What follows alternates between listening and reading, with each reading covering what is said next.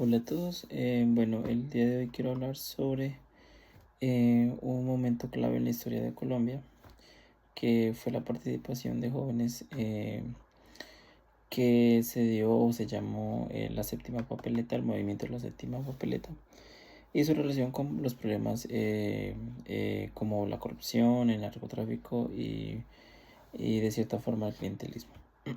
Bueno, al finales de los años 80 y principios de los 90, el país estaba en una crisis de violencia y desconfianza hacia el Estado.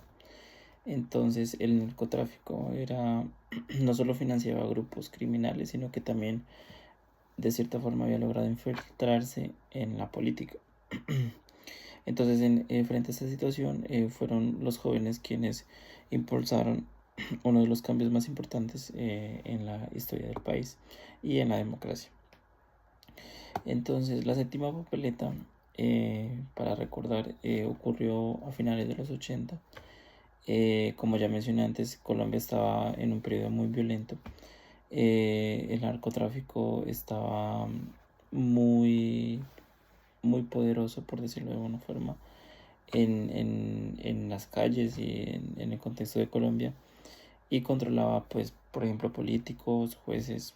Hubieron asesinatos a figuras políticas como Rodrigo Lara Bonilla en 1984 y Luis Carlos Galán en 1989. Quien era candidato presidencial por parte del Partido Liberal.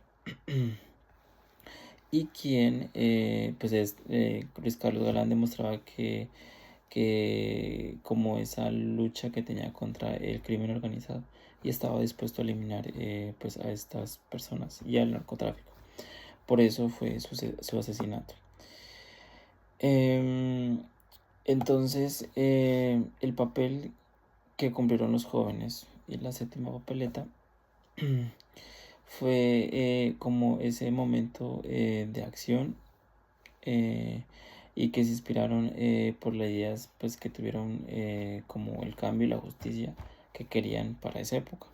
Entonces, en 1990 promovieron una iniciativa llamada la séptima papeleta, que ocurrió en las elecciones de marzo de ese año, donde se votaba para el Congreso y otras instancias. Entonces ellos impulsaron una papeleta adicional dentro del tarjetón para exigir la creación de una asamblea constituyente donde se buscaba que se redacte una nueva constitución. Entonces, lo más importante de este movimiento no fue que nació por parte de los políticos, ni por los partidos políticos, sino que fue por la gente del común y más que todo por universitarios, eh, quienes lideraron este movimiento. Entonces, al principio no fue un proceso fácil, pero pues tuvo un impacto, tanto que el gobierno reconoció la importancia de esta iniciativa y pues finalmente en 1991 se redactó una nueva constitución, como ya todos lo conocemos, en las cuales se hicieron pues cambios en la democracia colombiana, donde se dispuso la elección de los gobernadores, la creación de la Defensoría del Pueblo, por ejemplo la creación del mecanismo de tutela, perdón, como la protección de los derechos humanos y de los ciudadanos. Entonces, con la aprobación de esta nueva constitución, se quería que se resolvieran pues como los problemas que tenía el país en esa época. Sin embargo, se dieron cuenta que no fue como la solución. Por ejemplo, años después, en 1994, estalló un proceso de corrupción muy grande que se llama el proceso 8000, donde se descubrió que el cartel de Cali había financiado la campaña presidencial de Ernesto Samper. Entonces esto demostró que la corrupción y el narcotráfico seguían teniendo influencia en el poder y en el gobierno. Por ejemplo, más adelante, otro caso de corrupción fue el de Odebrecht, donde se desviaron recursos y se demostró que el clientelismo y la corrupción pues seguían siendo un problema en Colombia. A pesar de estos cambios que se promovieron en la nueva constitución de 1991, los grupos de poder encontraron otras formas de manipular y salirse pues con la suya. Entonces, ¿qué aprendimos sobre lo del movimiento de la séptima papeleta? Fue que pues, los jóvenes sí tenemos el poder de transformar la historia de nuestro país, y que hace más de 30 años un grupo de estudiantes logró impulsar un gran cambio, lo cual fue pues hacer o crear una nueva constitución.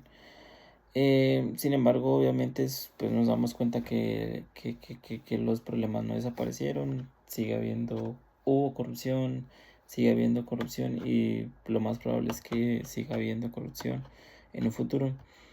Sin embargo, siento que los ciudadanos debemos estar más comprometidos y más unidos para lograr esa transparencia y esa justicia que pues queremos que en algún momento suceda. La historia nos demuestra que la participación política no debe ser solo un acto de protesta que ocurre solo en un momento, sino que tiene que ser un proceso constante, pero siempre con el apoyo de todos, porque siento que una persona no puede luchar con ese imperio de la corrupción, porque es algo muy poderoso y que está muy arraigado.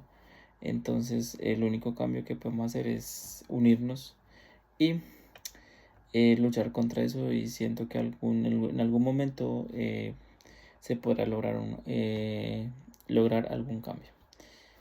Gracias.